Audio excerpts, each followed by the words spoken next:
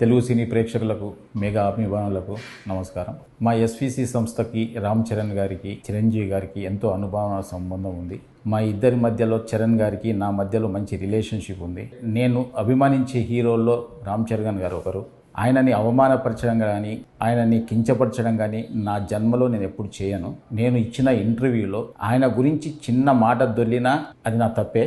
అది జరిగిందని అభిమానులు అనుకుంటున్నారు కాబట్టి వాళ్ళకి నిజంగా నేను క్షమాపణ చెప్తున్నా. చరణ్ గారికి కూడా క్షమాపణ చెప్తున్నాను. అంటే నాకున్న ఆయన రిలేషన్ని నేను పాడు చేసుకోదలుచుకోలేదు. ఎందుకంటే జనం ఈరోజు మాట్లాడుతున్న మాటలు కానీ, బయట ట్రోలింగ్స్ కానీ, అభిమానుల బాధలు కానీ నేను అర్థం చేసుకోగలను. ఎందుకంటే ఒక హీరోని అలా అన్నప్పుడు ఎవరు కూడా భరించలేరు. నేను అన్న ఇంటెన్షన్ అలా కాదు. మాకున్న రిలేషన్స్లో, మాకున్న క్లోజ్నెస్లో నేను మాట దొర్లాను తప్ప ఆయనను అవమానపరచడానికి కాదు. మాకు మెగా హీరోలతో అందరితో మాకు మంచి సంబంధాలు ఉన్నాయి. వరుణ్ తేజ్తో ఒక ఫిదా కానీ, సాయి ధరమ్ తేజ్తో 2 సినిమాలు, చరణ్ గారితో 2 సినిమాలు చేశాం. చిరంజీవి గారు ఎప్పుడు మా రాజుగారితో కానీ నాతో ఎప్పుడు మాట్లాడుతూనే ఉంటారు. ఇలాంటి అనుబంధం ఉన్న వాళ్ళని అవమానించే పర్యంత మూర్ఖుని కాను నేను. దయచేసి అందరు అభిమానులు అందరూ అర్థం చేసుకోవాలి. సంక్రాంతికి గేమ్ చేంజర్ రిలీజ్తో పాటు సంక్రాంతికి వస్తున్నాం సినిమాని ఒప్పుకోకపోయి ఉంటే, ఆయన చెయ్యొద్దు అని ఉంటే ఆ సినిమా రిలీజ్ అయ్యేది కాదు.